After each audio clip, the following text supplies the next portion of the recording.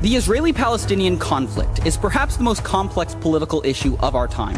Many have resorted to simply blaming one side or the other. But if we take the time to understand the history and correct our misconceptions, a potential path forward for the Palestinians begins to emerge. So let's start by trying to get the story straight and clear up 10 of the biggest misconceptions out there. Misconception number 1. Israel illegally stole land from the Palestinians. In 1947, the UN voted to give land to both the Jews and the Palestinians. The Jews accepted their partition and legally formed the State of Israel. The Palestinians rejected their partition and attacked. Even after losing the war, the Arabs still had most of the land from the UN ruling. Which leads us to misconception number 2. The surrounding Arab nations actually want to create a Palestinian state. So after the war, the West Bank and Gaza were controlled by Jordan and Egypt for 19 years. During that span, those governments never established a Palestinian state.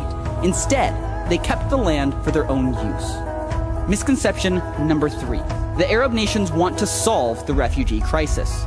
Palestinians have settled in Arab nations throughout the Middle East. These nations could solve the crisis immediately by granting refugees equal rights, but instead, they refuse to let them vote, own land, or even study in public schools. Ironically, the only country to grant them full citizenship rights is Israel, which absorbed 156,000 Arabs after the 1948 war, and even today, Arabs hold seats in the Israeli government and Supreme Court. Misconception number 4.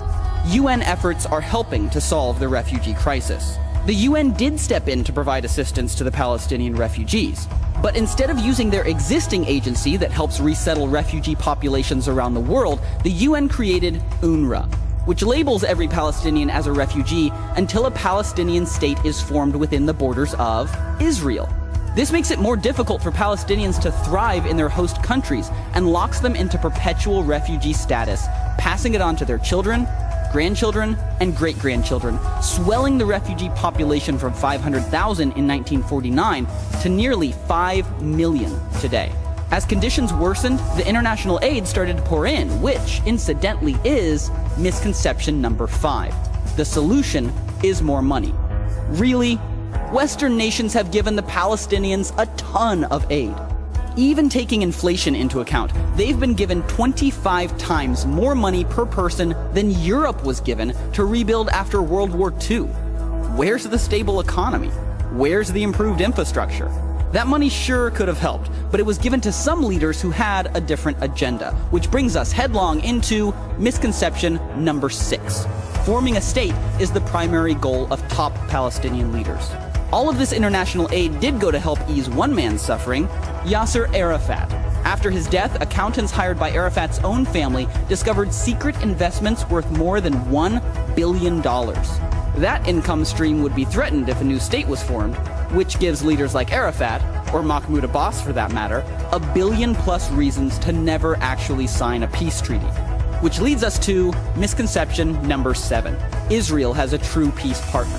In the year 2000, desperate for a resolution, the Israelis elected Prime Minister Ehud Barak with a mandate to make peace with the Palestinians. Barak offered Yasser Arafat 94% of the land he demanded, except Jerusalem. Arafat flatly refused. President Clinton blamed the failure of the best chance at peace in 60 years squarely on Yasser Arafat. Which brings up perhaps the most common misconception of all. Number 8. Israel just needs to give up land for peace. The last time Israel tried this was in 2005. They forced thousands of Jewish settlers out of Gaza, and in exchange, the Palestinian leaders promised peace. But when the Israelis moved out, the Palestinians voted Hamas in. Yep, they elected a terrorist organization who, since taking power, has fired more than 10,000 rockets into Israel. Surprised? Then you've probably bought into misconception number 9. Most Palestinians want a lasting peace with Israel. Some Palestinians do, but they are a minority. For 60 years, Palestinian educational leaders have fed their children a steady diet of hate, idolizing suicide bombers and celebrating death right in the classroom. And finally, misconception number 10. Giving the Palestinians a state now is the only solution to their suffering. This has been the only approach tried for the last 60 years. But these are people we're talking about, and waiting until they have a state to give them equal rights has only made things worse. Currently, Israel is the only nation to grant full rights to the Palestinians within their borders, but by granting them equal rights in every nation where they live, we could immediately increase the quality of life for every Palestinian. Let's be honest, these misconceptions have concealed potential solutions. When we take time to clear up confusion and face reality, we begin to uncover the truth. And that's when real progress towards justice can begin.